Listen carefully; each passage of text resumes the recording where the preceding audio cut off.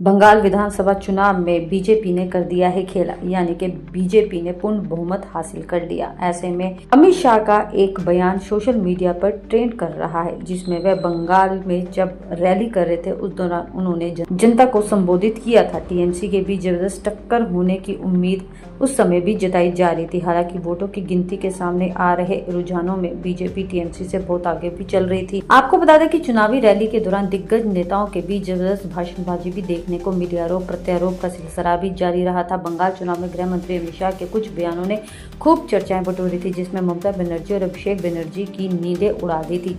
गृह मंत्री अमित शाह ने बंगाल विधानसभा चुनाव के पहले चरण के बाद एक रैली में भाषण दिया था। उन्होंने कहा था कि पहले चरण में दीदी के गुंडे घर के बाहर नहीं निकलेंगे। मैं दीदी के गुंडों को कहकर जा रहा हूं कि दूसरे चरण में भी घर से बाहर मत निकलना, वरना 5 तारीख के बाद उल्टा लटकाकर सीधा कर दूंगा। इस बयान ने टीएमसी के नेता अभिषेक बनर्जी की नींद उड़ा दी थी। इसके बाद अभिषेक बनर्जी भाजपा को अपनी रैलियों में टारगेट करते हुए दिखाई दिए। आपको ये भी बता दें कि यह बयान ममता बनर्जी की पार्टी टीएमसी के कथित सिंडिकेट और गुंडों को संबोधित करता था। बंगाल में चुनावी रैली के दौरान भाजपा नेता और गृह मंत्री अमित शाह बिल्कुल अस्वस्थ दिखाई दे रहे थे। बंगाल में बीजेपी की ही सरकार बनेगी, उन्होंने ऐसा भी कह दिया था।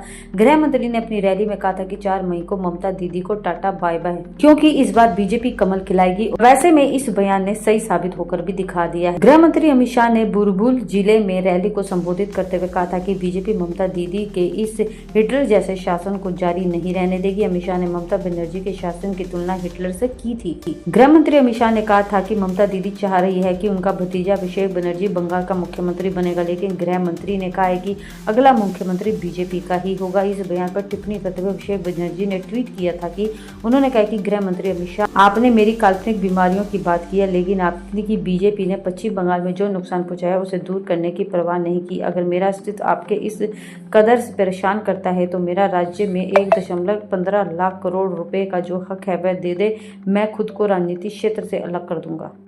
सुबह काउंटिंग चालू होगी, 8 बजे बैलेट बॉक्स खुलना शुरू होगा, 9 बजे पहला राउंड, 10 बजे दूसरा राउंड, 1 बजे काउंटिंग समाप्त और बीबी दीदी टाटा गुड बाय।